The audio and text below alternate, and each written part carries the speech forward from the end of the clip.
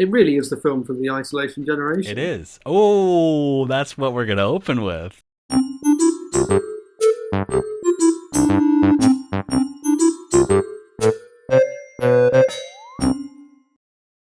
Hello, Internet. It's episode 2 of Across the Pond. My name is Geoff, and this is. Hi, I'm James. Hi, Internet. It's um, nice to see you we, again. I don't see you very often. yeah, that's how you address the faceless web. You just say, hi, Yeah, Internet. yeah. This is Across the Pond. It's a show where we talk about movies that came out a very long time ago. If you know what TikTok is, this channel probably isn't for you. But we are watching this week and talking about this week The Wicker Man. Last week we talked about The Godfather. You're going to leave a link, James, right, to where people can find that episode or a There'll card be a or link something. coming at you up and down, left and right, somewhere on the screen. We'll put a link up there. Yeah, looking at the Wicker Man this week, the 1970s, not the Nicolas Cage version. I know you'll be disappointed, Sorry. all of the millions of viewers watching this. But yeah, here's a clip.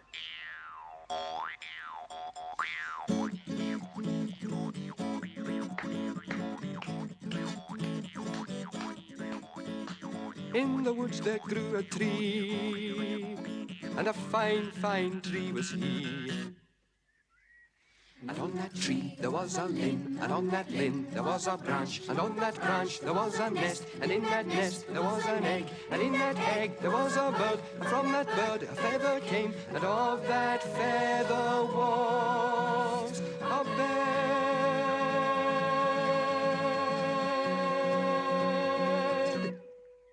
Oh, what a great clip that was! That was spectacular. I love that bit. That bit. That That was. bit was great. I thought you were going to choose another bit, but the fact that you chose that bit is really interesting, and I'm That glad you bit. did. I guess before we get into how we felt about it, and before we get into like the plot and questions and notes and all this stuff, can I get a general sense of like, did you like this movie? I did enjoy it, and actually, I actually really enjoyed it. Got to be honest, I did really enjoy it. An hour and a half, brilliant. But yeah, I really liked it. How about you? I really, really, really enjoyed it. Yeah, And we do this thing with The Godfather. Like, there's all these movies that our generation has borrowed from. We're watching all those movies now, and so I was worried. I'm like, okay, well, I've seen like stuff I think this film inspired, like Midsummer and like Blair Witch and just things like the pagan stuff. But like, yeah, I loved it. I loved it. yeah. I liked it more than The Godfather. Did Yeah, you? I did. Well, it was shorter. That's true. That was a bonus. That's true. I guess there's a couple of like major themes running through the film, Hmm. and I'm going to explain those themes, and then you're going to say no, they aren't the main themes running through the film. No, so I suppose that in all of these like pagan horror films, there's kind of like an almost anti-religious aspect to it by definition, right? So you've got this whole like Christianity versus almost like a Mother Nature view of looking at the world, um, which I had issues with. So we'll come back to that one. I guess you've also got this kind of like hypersexuality versus versus chastity belt. I'll never go near a Jew till I'm married type of way of looking at the world. So on the first one, the super religious versus the Mother Nature pagan thing. I think I know what you're talking about. My girlfriend Maddie this was one of her challenges with the film, and that's that it felt almost like cartoonish the way that he was Yeah, imposing yeah, his beliefs on everyone. But at the same time, if he wasn't so dogmatic and cartoonish, I don't know if the ending would have been as satisfying, or if like yeah, everything would have been as kind of justified. Like, as a you know, he could be coming onto the island as like a believes in the law and believes in like facts and science and all this stuff. I don't know if it would have made for such an interesting uh you know I guess that kind of the opposition of ideology between him and I'm forgetting his name now. Christopher Lee. Yeah. Christopher Lee, Mr. Summerall, or whatever he's Yeah, called. like Uh, yes, it's cartoony and weird and kind of like I guess like hegemonic in a way, like him just yeah, telling everyone like you're wrong and like don't you understand how wrong you are. Yeah, it's kind of weird. You probably wouldn't see a movie like that today, but maybe it made sense back then, or I don't know. Wow, this is what I was trying to figure out. I spoke to a friend actually last night after I watched it. I watched it last night. I think you watched it. Yep. Watched it today? No, or last night. Yeah. Yeah. I spoke to a friend and I was sort of laughing. She's British as well, and I was like, I'm pretty positive that if you're a police officer, you don't just walk around telling people off for not being Christian. Like, that's not a thing.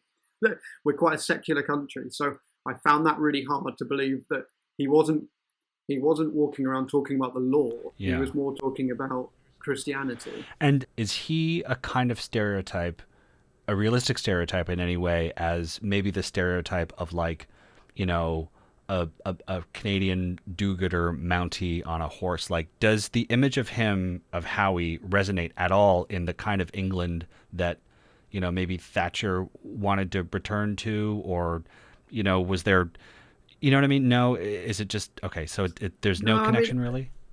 We are one of the most secular countries. Mm-hmm. The whole thing that was flowing through it for me was like, well, this guy he's there as a police officer. I understand he has an issue with what these people are doing, but he's spending his whole time worrying about it from a Christian perspective. But obviously you're right. You don't get the payoff at the end if he was just a copper on the beat walking around being like, I don't agree with phallic symbols. I don't agree with phallic symbols. Like, it wouldn't make as much sense at the end of the film. He also did just walk around telling people he was going to arrest them and never arrested anyone. Yeah, and I loved how self-aggrandizing he was and confident he was. He'd walk into a room and be like, well, you can tell I'm a police officer. You know what I mean? Like nobody really cares. Maybe they could kind of see it, but he just loved mentioning how important he thought other people thought that he might be. And, you know, his little megaphone, his little plane that he arrives in, like everything's this little kind of, it's all kind of made to make him feel really special, but he has no power, and he's like the punch. He's the fool the entire time, which I want to. Yeah. That's the other thing I want to talk to you about. So, like, we can stay on these themes because I think, I mean, do you think that the first theme, or maybe the over kind of dogmatic side of him, the police officer, is kind of like a barrier to someone enjoying this film? Or do you think like it's weird, it doesn't make sense, it's not British, but it kind of works if you just kind of like relax and watch it? It 100% works. I don't think I don't think anyone would switch off because of it. I think it's just it's probably I mean, it's 70s as well, so would people have been more Christian then? Possibly. I didn't really research that, but I wouldn't have thought it would be greatly more. Well, here's what I want to know from you. If we can both agree that it is over the top, and that this is one of the main themes, the kind of like nature versus you know, another weird superstitious cult, are we supposed to think that Howie, the police officer, is a sympathetic character? Are we supposed to see him as a protagonist? Because that's the thing I wasn't sure about. Like, he's so ridiculous, and he's so judgmental and over the top and proud of himself. And yet there is some, like, he does have some really well-reasoned thinking at the very end when he talks about, like, how far do you guys want this to go? Like, sure, you can get rid of me, but you're just going to go after the next person. Like, that is reason not coming from God or religion or being a law, you know, officer. That's just like someone very clear-headed and thinking, like, you know, I am not the bad guy here. Like, that guy is the bad guy. But at that moment, I was like, how much sympathy do I have for this ridiculously annoying character walking around telling everyone what to do, what to think, what to, like, who to have sex with when, blah, blah, blah. You know what I mean? I was really worried. I was really not sure of how I was supposed to feel about it. But I still felt sympathy for him as he, you know, burnt to a crisp. But what do you think? The way I would describe him is like a mega fun sponge. Like, you cannot have fun around that guy. And I wondered, like, what would his personal life be like? He was engaged to be married. I just felt sorry for his future wife, because he is not going to be a laugh a minute. You know, you go into pubs and just tell you to stop having fun. You know what I mean? You're watching the football. It was very Hot Fuzz. It was very officer comes to town, Simon Pegg style, and he's like the straight-laced guy that doesn't do caffeine after midday and doesn't drink, and like there's another film that I think borrowed heavily from that. Yeah, but that was a comedy, and his character has an arc where he changes and he turns around and he learns to let go and kind of fall in love with this ridiculous, quirky little town after he, you know. But you know what I'm saying? Like, there is no arc for that guy except for at the very end when he's trying to reason with people. and accepts martyrdom, I guess, which is kind of Christ-like and Christian, right? To kind of go up and die. But yeah, I'm torn. I don't know how much I'm supposed to like him. I don't know if I'm supposed to like Mr. Summerisle. I don't know who I'm supposed to like in this film. I think we both agree we don't like him. Yeah, we don't. Well, here's the question: we cannot like him, you and I, as viewers of this movie. But are we supposed to like him? That's what I really want to know. I mean, I guess we're supposed to see his pursuit of justice and of this missing girl, alleged missing girl. We're supposed to see that as noble. The way he goes about it, we disagree with. His style, we disagree with. But we're supposed to think like, he is doing the right thing. No one seems to care that she's missing or dead or not whatever.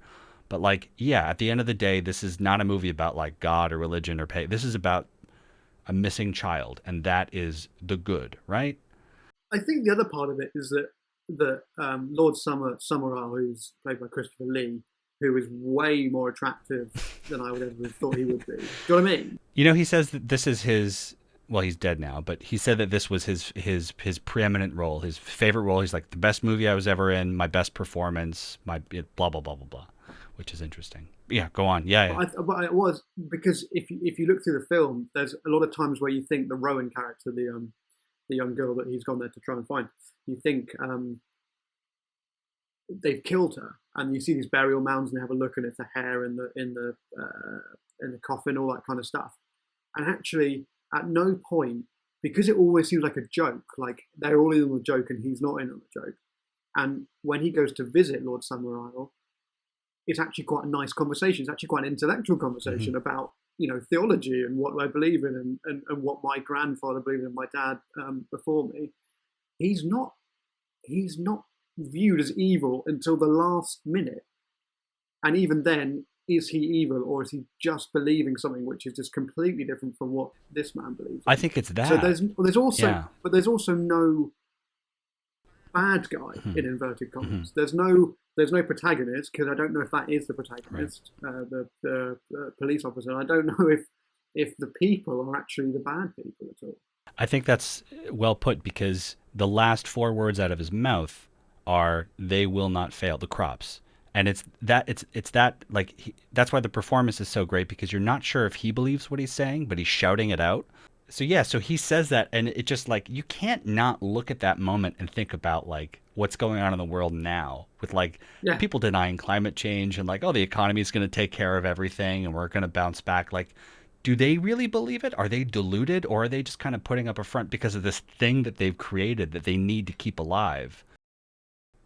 What's the other? So the first theme. Hold on. The first theme was the religion. The second theme was that you identified. Hypersexuality. Yeah, and there's also it's also like a musical if you think about it. It's a musical. It's a nude musical. Yeah, which made me laugh, because a lot of those songs could have been written by Flight of the Conchords. Well, it's funny you put it that way, because I am so tone deaf when it comes to lyrics.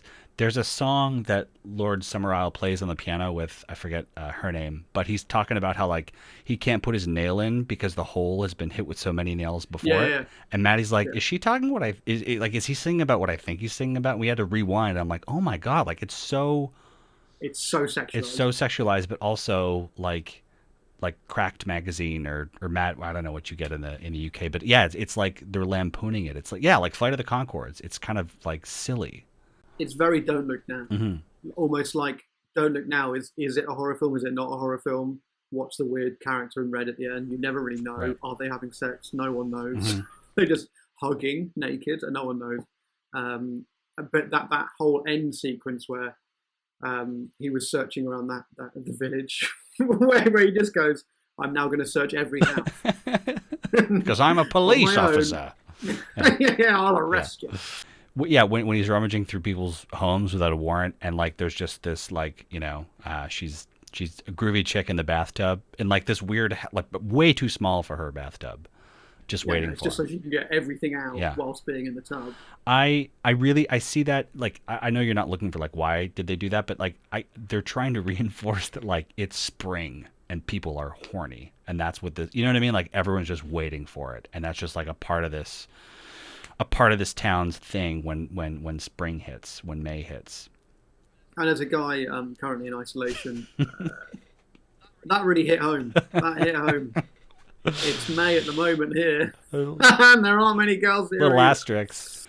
So here's something I want to know. Having seen all the films I've seen, I think about the ending and then I work my way back and I want to watch it again. And when I watch it again, I don't know if I'm going to be able to answer this question. And the question is, how much of everything else were they doing was performative? So if they brought him to the island, if they knew he was going to think there was a dead girl and they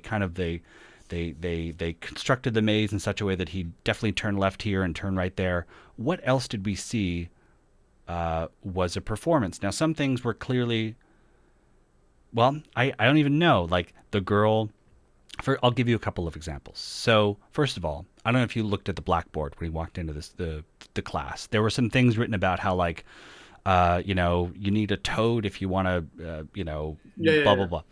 And then there was the girl eating the toad to clear her sore throat. And she put it in, she took it out. Those moments to me felt like deliberate situations that the dwellers of this town created to reinforce the notion that something spooky was going on, So I don't know if that's true or not, but what I'm wondering is like how much of everything, if everything was a performance, what was just tacked on to really make him feel paranoid, like these guys were all pagan, crazy people? Because they were, for sure, but they weren't, I don't think they were as crazy as they were making it out to be. But I don't know. It makes me kind of want to watch like, the movie of like them getting ready for him as he's about to arrive. I'd love to see that. Yeah. How choreographed it would have to have been. Yeah, they're doing rehearsals and anyway. Yeah. At no point does he try, which I didn't find very believable, at no point does he try and call for backup. Because he gets there, day one, really weird. Do you know this girl? No one knows her.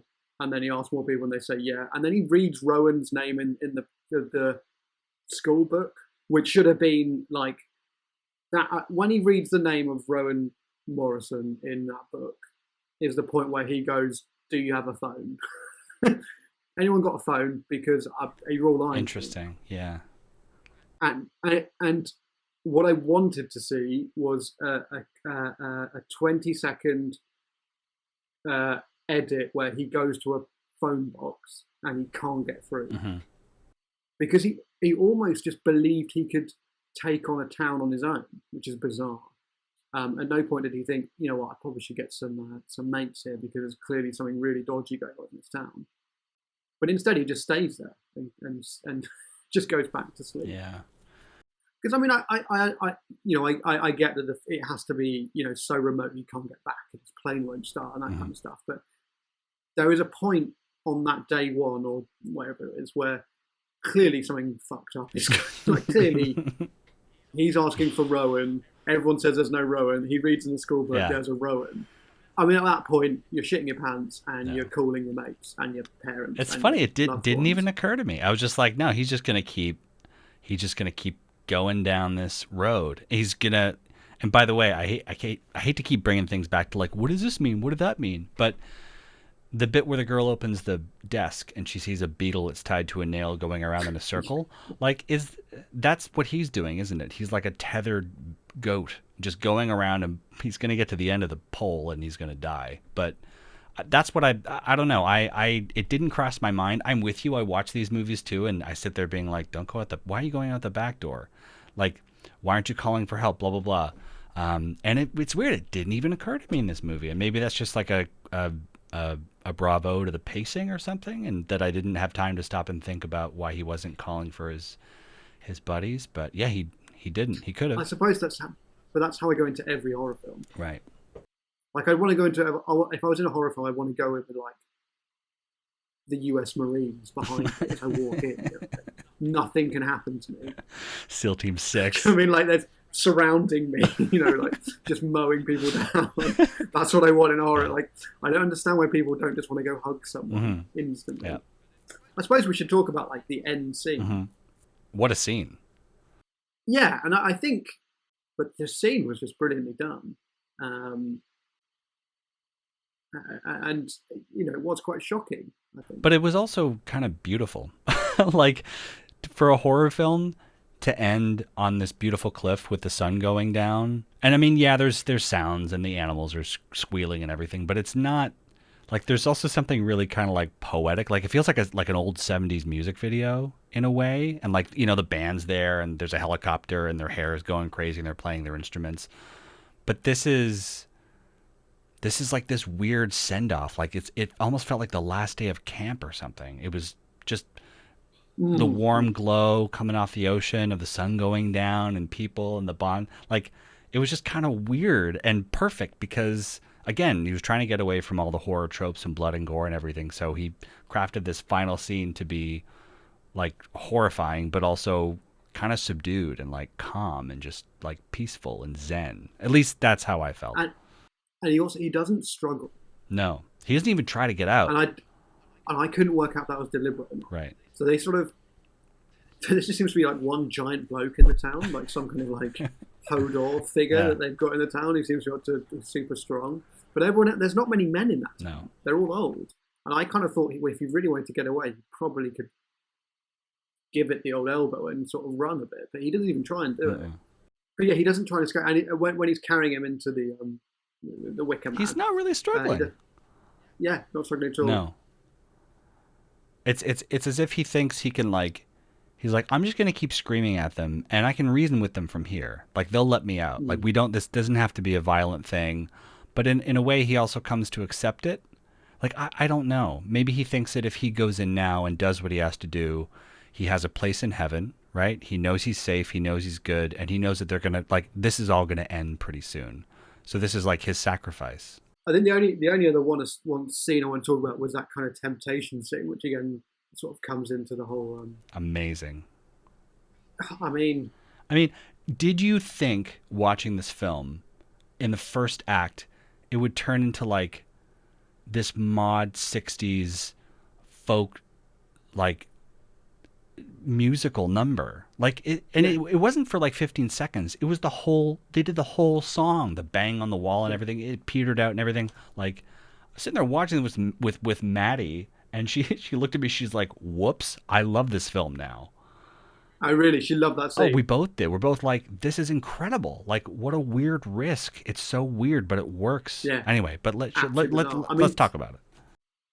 That is a big scene to film, isn't it? I mean, it's not balls out, but it's balls out, isn't it? Yeah, it's just, it is. Full on, strip off, bang the walls. Some of the moves you were doing, it's pretty full on, wasn't it? Yeah, it was a like, what is happening right now kind of moment. Yeah. And like, oh, it's still going. It's still going.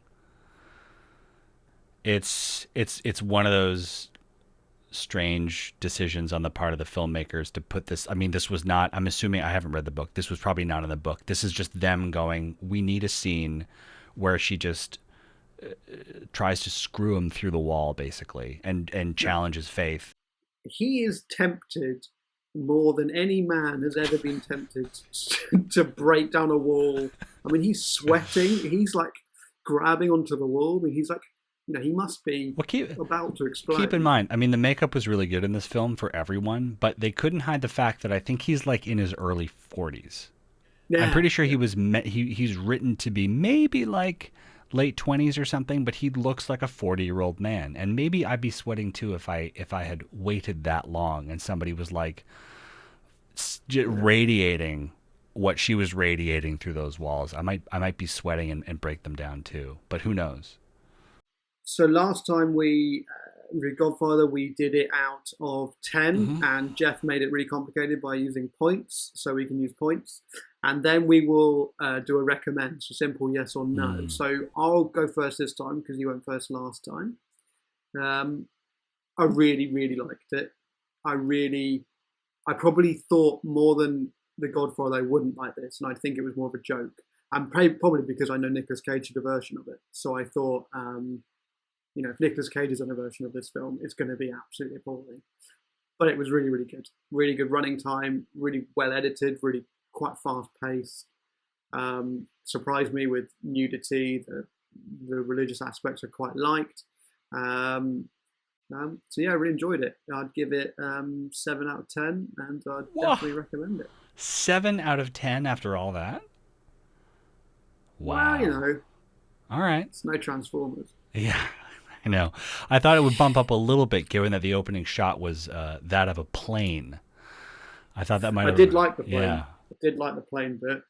For our many watchers, viewers, and legions of fans of our vlogcast, I really like planes. James is an aviation boy. I thought this film was terrific. I loved it.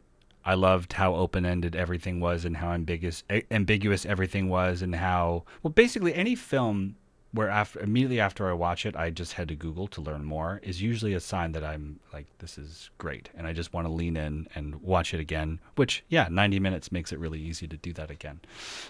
For all the reasons you mentioned, and also surprised, it was, surprising, it was hilarious, it was creepy, it was disturbing, it was, I think, at the top of all those things, very thought-provoking, which is fun in a horror movie. And you can kind of ask like different and fun questions in a horror movie that you can't ask in other movies. So, yeah, I'd give it a 9. Honestly, I think I gave Godfather 8.9, which I wish I could kind of bring that back down, but like I'm not going to. We can't change scores here. They're all being written down in ink and etched onto marble.